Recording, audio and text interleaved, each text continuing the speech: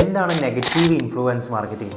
നിങ്ങൾ ഒരു ഇൻഫ്ലുവൻസിനെ സെലക്ട് ചെയ്യും. നിങ്ങൾ ഒരു ഇനാഗ്രേഷനുമായിട്ട് ബന്ധപ്പെട്ടോ അല്ലെങ്കിൽ നിങ്ങൾ പ്രൊമോഷനായിട്ട് ബന്ധപ്പെട്ടോ നിങ്ങൾ ഒരു ഇൻഫ്ലുവൻസിനെ അപ്രോച്ച് ചെയ്യും.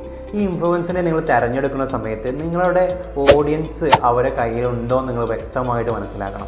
എക്സാമ്പിൾ പറയുകയാണെങ്കിൽ ഇപ്പോൾ നിങ്ങളൊരു റെസ്റ്റോറൻറ്റ് ബിസിനസ് ചെയ്യുന്നവരാണ്.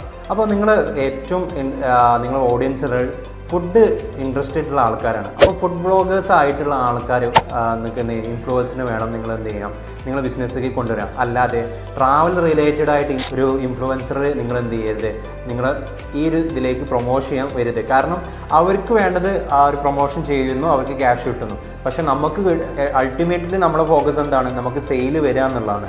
അപ്പോൾ അതേ സമയത്ത് നിങ്ങൾ ഇൻഫ്ലുവൻസ് മാർക്കറ്റിംഗ് ചെയ്യുന്ന സമയത്ത് ടാർഗറ്റ് ആയിട്ടുള്ള ഇൻഫ്ലുവൻസേഴ്സിനെ മാത്രം നിങ്ങൾ സെലക്ട് ചെയ്യുക. നിങ്ങൾ ട്രാവൽ ഏരിയ ആണെങ്കിൽ ട്രാവൽ റിലേറ്റഡ് ആയിട്ട് ഇൻഫ്ലുവൻസ് ആയിട്ട് നിൽക്കുന്ന ആൾക്കാരെ സെലക്ട് ചെയ്യുക. ഫുഡാണെങ്കിൽ ഫുഡ്, മേക്കപ്പ് ആണെങ്കിൽ മേക്കപ്പ്, അതേപോലെ വർക്കുകളാണെങ്കിൽ വർക്കുകൾ.